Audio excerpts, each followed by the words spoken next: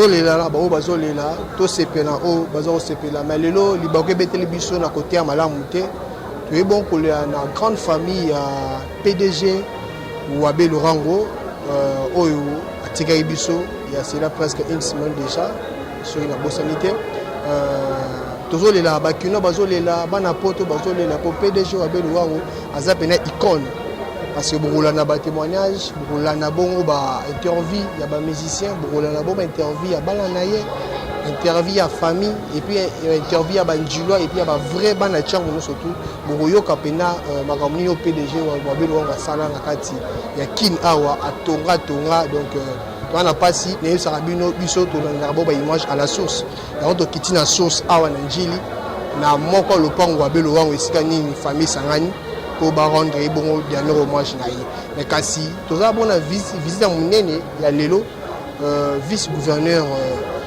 de Kinshasa aye ko rendre bongo famille oyo baza bongo éprouvé rendre bongo visite ko so na bango mona ndenge nini akoya ndenge na kosola mais décoration oyo esalemi awa na obsèque ya papa na biso PDG wa Abbé Lorango eza signé M France donc Mamba Marie France il y a simbi décoration il y a pesi bon aussi accueil il y a simbi décoration au mona kitoko wa mona awa et puis musu ba osala bona commune ya njile kuna tout cas restez branchés na chaîne Bino abonnez-vous à la chaîne Bino merci.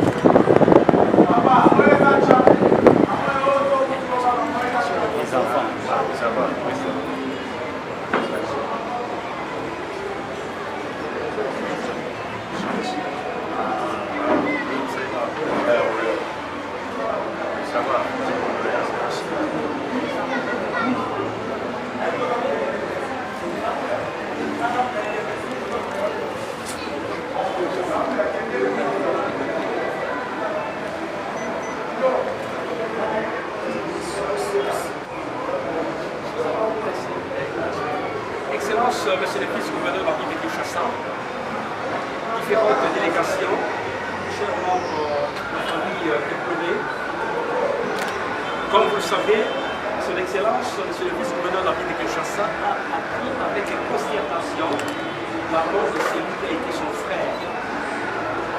Il nous a payé, n'est-ce pas, Wabelo Landu Mumbe, affectueusement appelé Wabelo Rango. Alors voilà qu'il a plu, Son Excellence, Monsieur le vice-gouverneur de la ville de Kinshasa, nous citons Niamondo Kongongu, de pouvoir venir consoler la famille. C'est ainsi que, en tant que membre de la grande famille chrétienne, partout nous sommes, nous commençons toujours par la prière. Parce que, c'est comme ça que Tomosenga, selon le programme que nous avons déjà tracé, l'artiste et musicien, Manda chante, pour être à première mission dans les bonnes lignes. Otokutani awa oete Wabelo Rango yaya na biso papa Sirop dirango yozuye Jésus-Christ.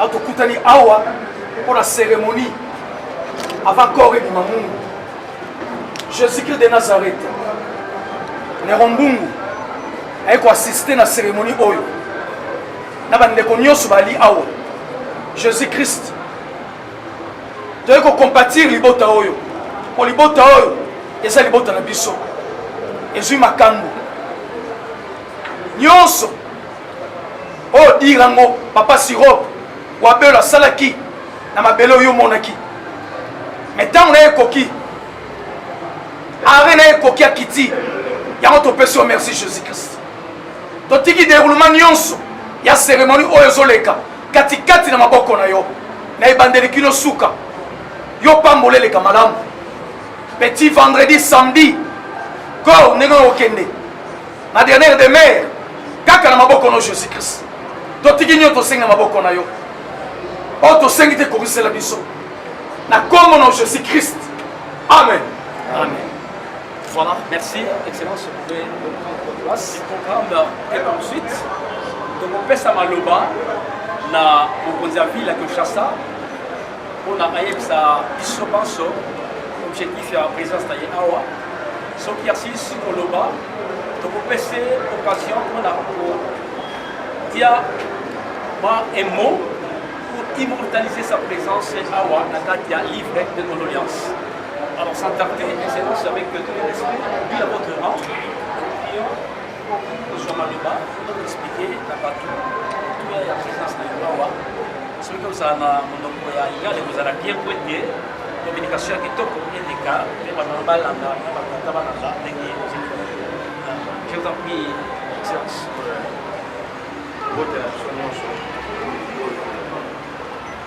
Nous allons pour Nzambe, merci parce que il y a un maître à temps et un maître à circonstance.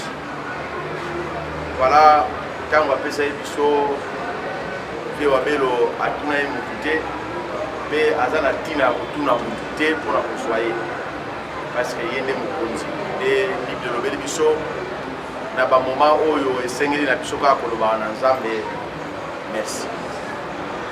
Présence d'Angawa eza na ba volet belé volet à liboso eza ya famille. Vieux Wabelo c'est un grand frère pour moi. Vieux Wabelo c'est un idole. Vieux Wabelo nde bakinoa tolobaka parmi ba grand prêtre o ya black te na kingi. Ba grand prêtre o ya black te na Kinshasa. Là, parmi les souvenirs qu'on a gardé panaye, ce qui c'est un vieux qui a beaucoup contribué parce qu'à l'époque, quand on a besoin d'un empereur, il y a besoin d'un empereur. Quand on a besoin d'un chant d'Iran, on a besoin d'un ayatollah Khomeini.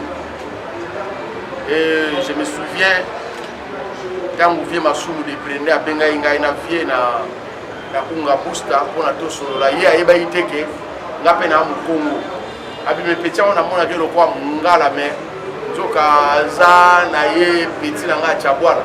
Voilà.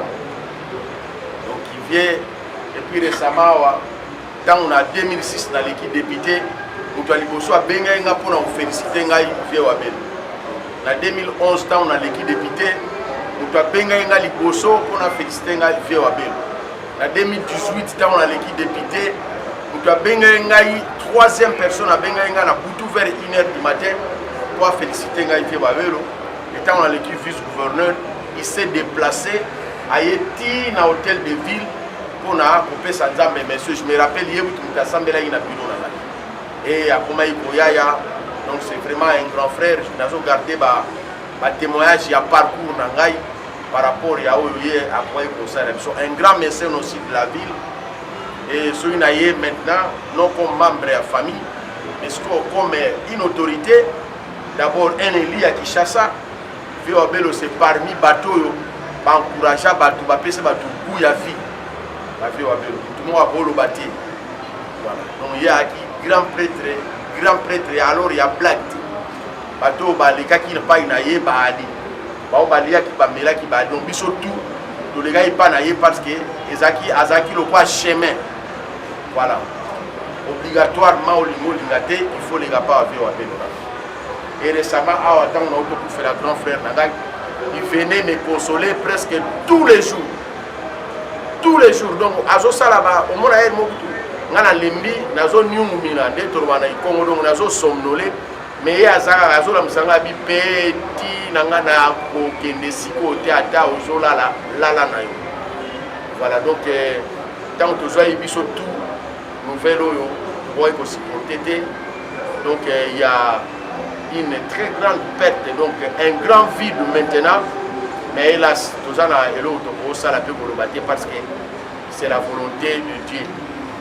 Alors pour la famille, réconfort nabiso, les accords beaucoup plus extérieur.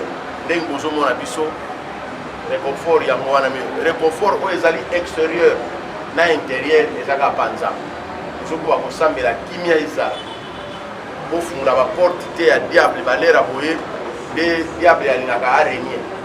Au fond la porte était à diable, Zambe Asunga, Oyo, Aza, lui il est comme un président de la République. Donc Aza a outi la famille na bino, mais Aza Oyo Moutoua Batu Nyonso. Donc, to sengi pe to so sambe la pa Nzambe, ba obsèque na eleka na calme Nyonso, na ba honneur Nyonso. Donc, celui qui te pesa ye merci. Merci wana ya lito honoré samedi tant to bimisa corps ti to kendo kitsaye na ilita bisika na yasu. Voilà toujours ko ba osame la Nzambe ezala biso bandeko ezala bana ezala ba camarade ezala ba autorité mboka tozala moko ntoyo normalement la vraie boule président de la République il fallait avoir déposer les fleurs na vraie boule parce que ba te bere ba yemba biso ba te bere ba boire biso ba yemba biso na makambo bateau basali même na ba finance na bango na ba conseil na bango. Voilà ce qu'on a combo comme étant gouverneur na profiter na combo ya ba quinois na ba quinoise pe na combo ya gouverneur Ngobila Mbaka Gentili pe ya ngai moko nero mbumu fuma banga moyo vice gouverneur profiter na opportunité oyo présenter ma famille na ba condoléances pardon la famille biologique nyonso eza na ba mama eza na bana vraiment kimia Nzambe a consoler bino Nzambe a accompagner bino eza parce que na za orphelin de père et de mère moment oyo bino moka boye makambo zo mona ngape na yebita mama na ngana tata na ngaba Fatima na monaki.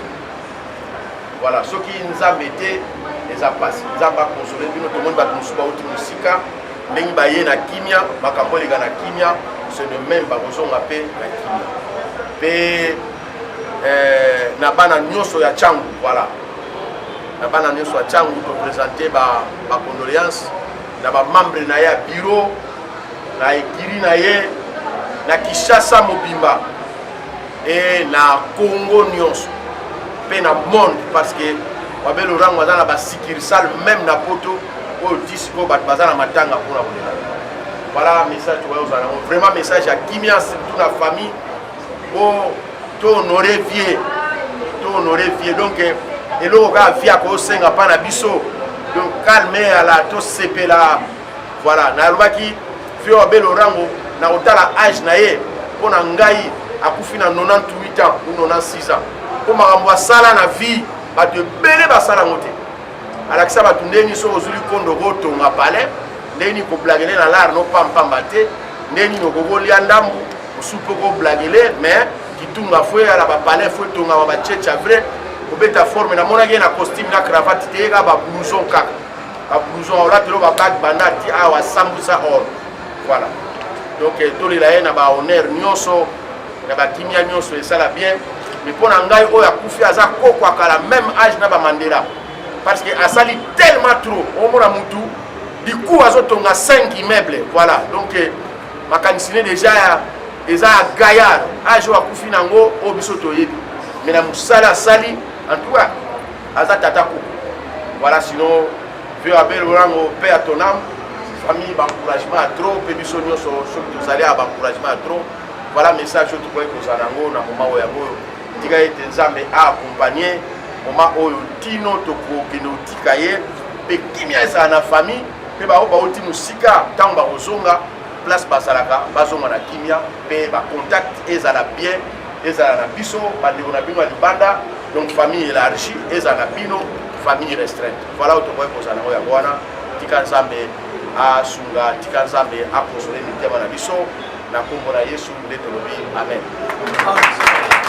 Petit makoko na koyamba message ya mukundi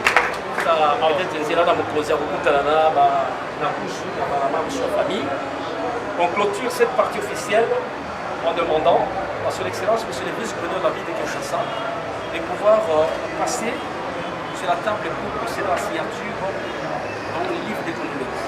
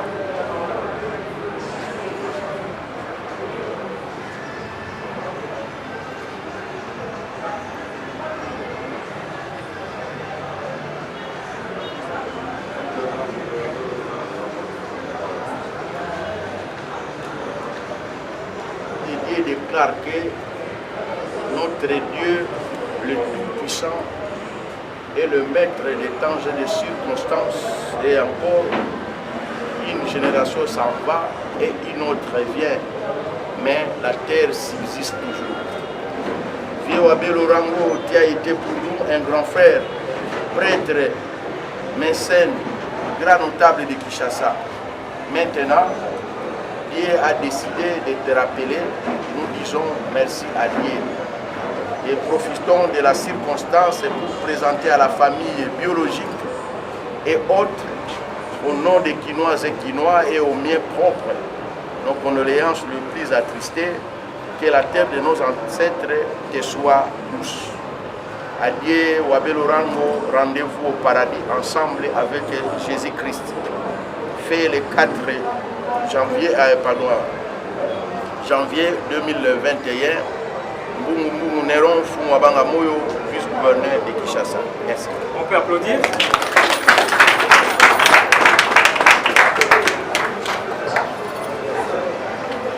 Voilà, merci beaucoup. Comme vous l'avez constaté, les vice-gouverneurs n'ont dit quelque chose. Voilà, parce que tous les rappeurs ont fait dans l'utilité. Même ceux qui ont profité, ceux qui ont l'État, il faut reconnaître le mérite de l'État. Il y a un qui charge. Il y a un rang qui enterré sans qu'il soit décoré. Donc, tout ça déjà dans le contact, nous avions écrit l'objet de la lettre et Awa pour famille a signé pour côté à la chancellerie. Donc samedi, je vous rassure, délégation à la chancellerie et Goya pour décorer le rango comme gouvernement, nation à reconnaître le parcours sur cette terre dans ma campagne sur Salaki. On a une disposition sécuritaire, on a une disposition protocolaire. Au moni, na benga qui même bourgmestre et tout benga ingai. Et c'est pour ça pour bourgmestre Anjili a benga qui ngai ya bana ozelanga depuis 11h. Depuis 11h a bana ozelanga tango a bengi ngai alobi. Est-ce que vous êtes au courant que Njili a un grand notable quand on a tangi Congo à Yebi parce qu'il y a Yebi ndeni tozaki na grand frère. Ya on a benga qui est il faut associer une organisation. Donc, biso to goza la moi qui dit bah mais il y a ça kolomabele. Le même président de la République soko aye, mutako yambaye na njili ye ndaza premier citoyen en Njili. Netinga na ye comme le numéro 2 de la ville, premier citoyen en Njili ayambinga. Donc là ye azaki parmi ba grand administré na ye, ba grand notable na ye. Ya on a sengi na ba organisateur na programme. Il y a nous ça la bois associé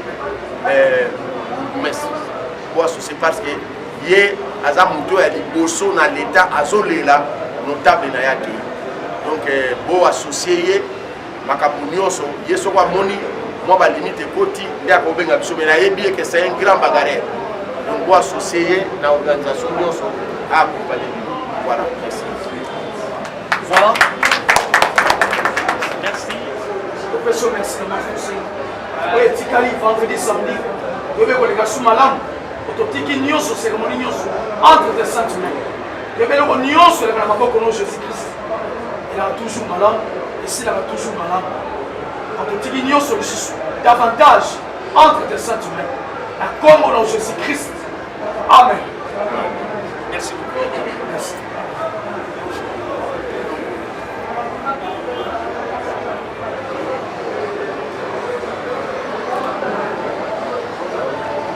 Maître, est à disposition. Formidable. Un notable à Tcham pour Bazali. Un notable à Tcham pour ça.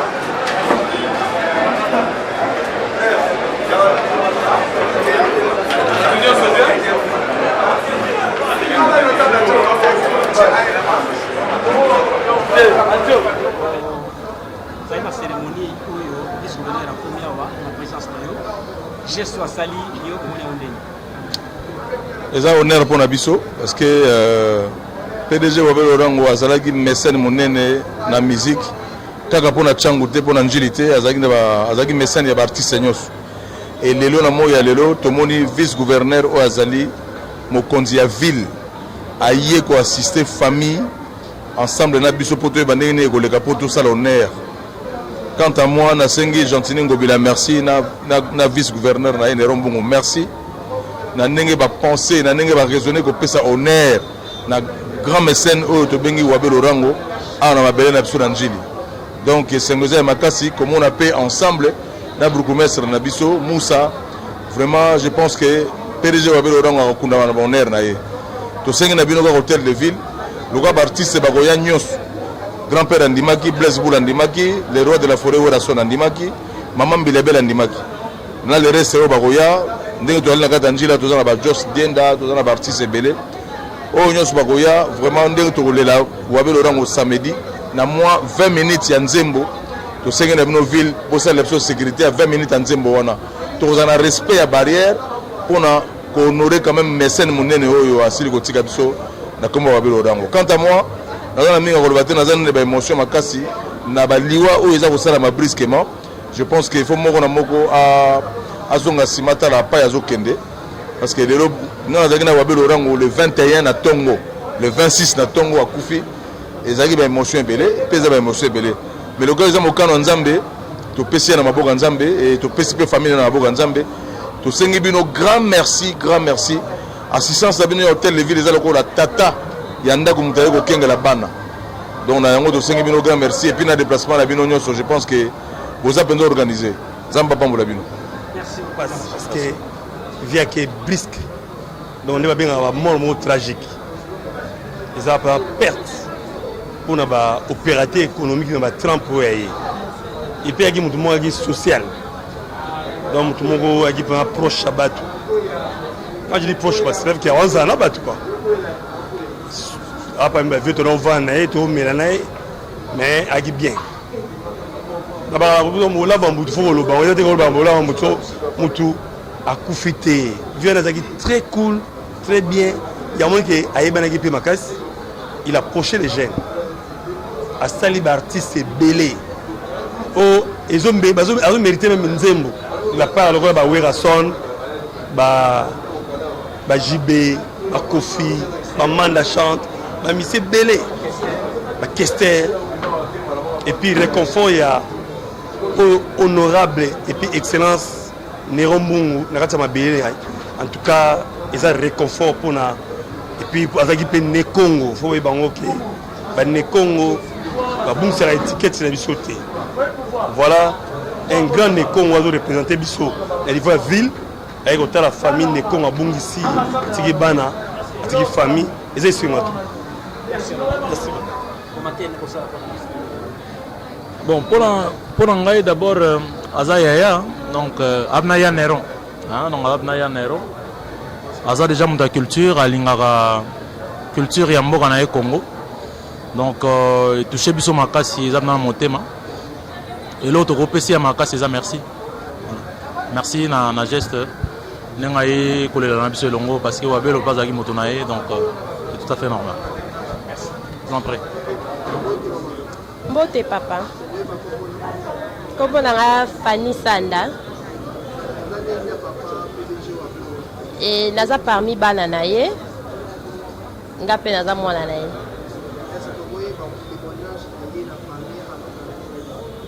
Azalaki vraiment papa oyo comme souvenir totikali nango alaxia biso koyeba ko gérer kota ko gérer penza wana ayebisaka biso soki bomoni ke bozana bozwi eloko moko ya mwa munene to ya mukie po osala pozala mutambongo lelo ubia lobi wana babengo mutambongo il faut pas ka ozala na ebele ya mukie wana ozala nango wana soko yebi ko gérer ngo bien oko lobi pe o monde pe batu bakomi ko kamwa yo na oya mukeka kozala ngo wana donc oyo comme souvenir penza papa na kati ya libota eza bolingo alakisi biso na koyeba ko gérer. Merci beaucoup. C'est depuis le 26 décembre qu'a perdu un grand notable, un grand mécène, un grand producteur, un grand encadreur dit Wabelo Orango Chandira, pardon Ayatollah Khomeini, Wabelo Orango empereur. Wabelo Orango fit pour nous un grand frère, un grand encadreur comme je venais de le dire. Et maintenant il est parti et nous comme étant les responsables de la ville, on ne pouvait pas aussi laisser cette opportunité ou soit cette occasion comme ça, raison pour laquelle le gouverneur de la ville Jean-Tidi Ngobilambaka m'a délégué pour que je puisse venir ensemble avec la famille parler et surtout insister à la famille au respect des gestes barrières. Vous le savez très bien, déjà de 21h jusqu'à 5h du matin, il y a le couvre-feu. Et le respect des gestes barrières il faut que chacun de nous, tout le monde, apporte alors son masque et respecter aussi la distanciation physique. Et en plus de cela, la levée du corps de la morgue au cimetière directement. J'insiste, la levée du corps, comme on a dit que c'est le samedi, c'est de la morgue au cimetière. Raison pour laquelle, comme le vieux qui est décédé a été un grand notable du coin, je suis avec le bourgmestre de la commune d'Ndjili pour alors faire respecter les mesures à tout le monde et surtout à ses administrés. Voilà, nous profitons aussi devant votre micro au nom de son Excellence Monsieur le gouverneur de la ville Jean-Tilimba Kangobira, au nom des Quinoises et Quinois et au mien propre de pouvoir alors présenter nos condoléances les plus attristées à sa famille biologique et à toute la population de la Tchangou, nos condoléances alors les plus attristées. Toye awa parce que Kinshasa est là. C'est depuis le 26 décembre où tu peux perdre Moutoua Mounene na Kinshasa. Grand mécène, grand notable, grand encadreur, dit Wabé Lorango Chandiran, Wabé Lorango empereur. Nzambe a bengiye kobanda le 26 nde toyaki na famille pona koya ko présenter na famille ba condoléances ko lakisa ba famille que to reconnaître pe tozo ko ba ko reconnaître ba mérite na ye nyonso na passage na ye oyo azalaki na bomoyo yango wana to ye pe ko rappeler susu na famille vi grandeur ya mutu oyo atiki biso ke tokoki kozala likolo ya mibeko te toyebi biso nyonso tozo tambola mikolo oyo na se ya ba mesure nyonso oyo mukonzi ya mboka a imposé na ba province nyonso oyo tobengi ba geste barrière. Donc mutu il faut azala na masque na ye, mutu il faut ayeba kozala pembeni ko tutana te et na ba oyo etali ba cérémonie ko respecter nombre oyo ya batu l'état lobi. Et pour na ko sukisa na oyo etali lever ya corps. Donc ko bimisaka corps na morgue mbala moko na cimetière. J'insiste. Ko bimisa corps na morgue mbala moko na cimetière. Ele ka na terrain te et kende na salle te et kende pe na ndaku na été. Kaka ko bimana ngo na morgue mbala moko na cimetière. Mibeko wana ezali pona ko protéger biso ba oyo to tikali. Tozala contaminité parce que boyebi mikolo yo vague wana ndenge nini ekomi même ko matisa to ya contamination ya maladie. Alors biso ba oyo tozana bomoy to kende ko yamba maladie te mais to kima maladie. Voilà. Donc parce que pandémie oyo ezana kisité. Kisi nango ezalaka benda. Vous comprenez? Kisi nango ezalaka cholilo. Donc ko ngeno ya mangu te wana obeti fo mabe. Donc odie penza yoyo. Voilà, donc yango wana bututu a respecter mibeko ya l'état. Soko respecter mibeko ya l'état te, yango na lobi eza na famille, eza la population, bourgmestre azali awa, biso pe ba konja ville tozali, to laksa yo ke l'état azali kolo na nyonso. Voilà. Merci. Merci. Excellence. Notable amoyo biso yo. Tuma ba amoyo, notable.